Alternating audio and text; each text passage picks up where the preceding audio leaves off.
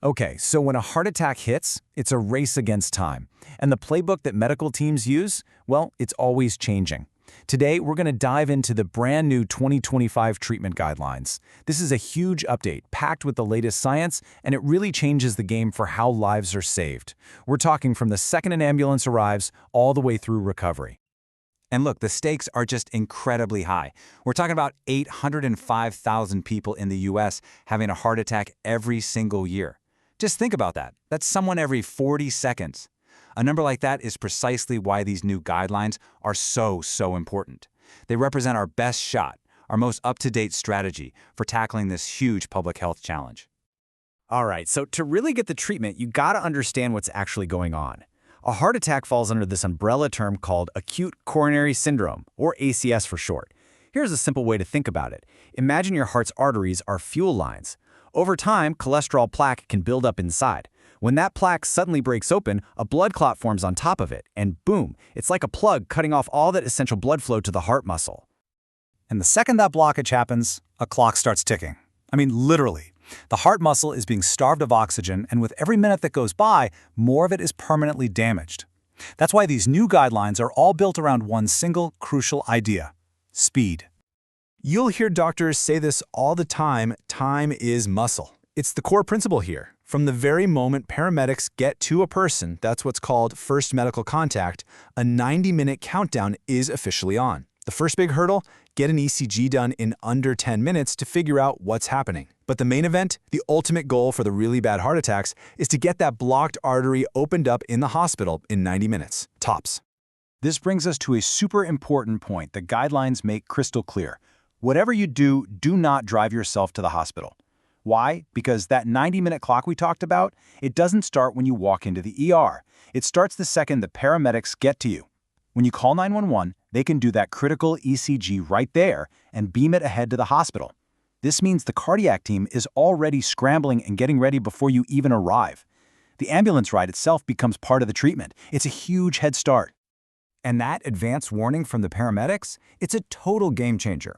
By the time the patient gets to the hospital, the team is suited up and ready to go. Their only job at that point is to confirm what they already suspect and fix that blockage, like right now. So that ECG they did in the ambulance is the key. It lets doctors classify the heart attack right away. They're looking for one of two things. If it's what they call a STEMI, that means a complete, 100% blockage. That's a code red. That's when the 90-minute goal is absolutely everything. Now, if it's in end-stage, the blockage is only partial. It's still a huge emergency, don't get me wrong, but the exact timing of the treatment depends a bit more on the patient's overall risk. Okay, so for that code red STEMI, the gold standard fix is a procedure called primary PCI. It's pretty amazing how it works. Doctors thread a super thin catheter, usually through the wrist, all the way up to the heart.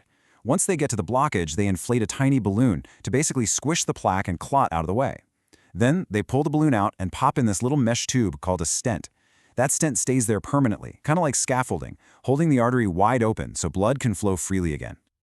All right, so that whole process, from the 911 call all the way to placing that stent, that's the foundation of modern heart attack care.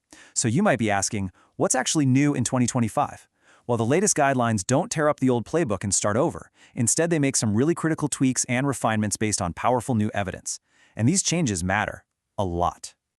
So, let's get into it. What are the biggest, most impactful changes? These updates touch on everything from how doctors actually do the procedures to the meds you take for years afterward. You can really boil the biggest updates down to three main things. First, there's a huge change in how doctors physically get to the heart arteries. Second, they're getting way more aggressive with cholesterol targets. And third, they're getting smarter about the anti-clotting meds to find that sweet spot between preventing clots and avoiding bleeding. Okay, this first one is a really big deal. For a long time, these procedures were done through the big artery in the groin, the femoral artery. The 2025 guidelines now say, nope, the preferred way is through the radial artery in the wrist. And the reason why is just simple. The evidence is overwhelming. Going through the wrist leads to way less bleeding, fewer complications, and it even reduces the risk of death. It's just safer, plain and simple, and patients are up and walking around much faster. Next up, cholesterol. I mean, we've known forever that getting that LDL, bad cholesterol, down is important, but the new guidelines are taking it to a whole new level. The standard goal for anyone who's had a heart attack is now to get that LDL number under 70. And for patients who are at super high risk of another one, the goal is even lower, under 55. This is a huge shift. It basically says that if we want to stop future heart attacks, we have to be absolutely relentless in getting that cholesterol number down. You know, fixing that blockage in the ER, that's phase 1. That saves your life today. But the real work, the long-term project of preventing it from ever happening again, that's just getting started. It all begins the second you leave the hospital, which makes that discharge plan more critical than ever before. So when you leave the hospital, you're going home with a powerful cocktail of medications. We're talking 2 different anti-clotting drugs, a really strong statin to hit those new cholesterol goals, and other meds to help the heart heal. But there's one more thing on that discharge checklist. And it isn't a pill, it's a referral. And these new guidelines suggest it might just be the most important prescription you get. That referral is for something called cardiac rehab. It's basically a medically supervised program that combines exercise, education about healthy living, and counseling. And the proof that this works, it's just undeniable. In fact, the guidelines give it what's called a Class 1A recommendation. That's the highest, strongest level of endorsement they can possibly give. Why? Because it's been proven over and over to lower the risk of dying, having another heart attack, and ending up back in the hospital. But here's the thing. There's always been this one huge problem: access, right? What if you live hours from the nearest hospital, or you just physically can't get to a rehab center 3 times a week? Well, in what is a massive step forward, the 2025 guidelines now officially say that home-based cardiac rehab is a perfectly good alternative. With new tech and remote monitoring, this just blows the doors wide open for so many more people to get this life-saving therapy. So, when you step back and look at it, we have this incredible new toolkit, right?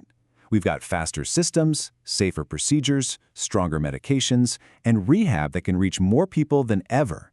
But it all leaves us with one final really important question.